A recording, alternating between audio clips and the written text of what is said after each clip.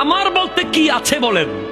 জন্ম দিয়েছে আরেকজন, শিক্ষা দিয়েছে আরেকজন, চাকরি দিয়েছে আরেকজন, চলতে শিখিয়েছে আরেকজন, বলতে শিখিয়েছে আরেকজন, মরার পরে কাফন পরাবে আরেকজন,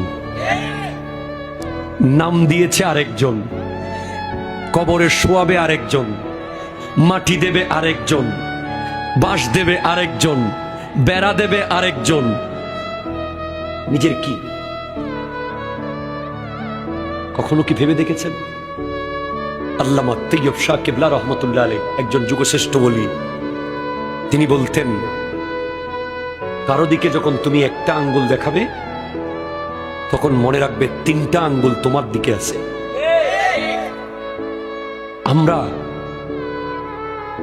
আরেকজনের ব্যাপার নিয়ে, আরেকজনের জায়গা, আরেকজনের জমি, আরেকজনের দেওয়া ক্ষমতা, এটা নিয়ে যেই বাহাদুরি করি, আজকের দিনে আমাদের চোখ অন্ধ হয়ে গেছে অহংকারে অহংকারে।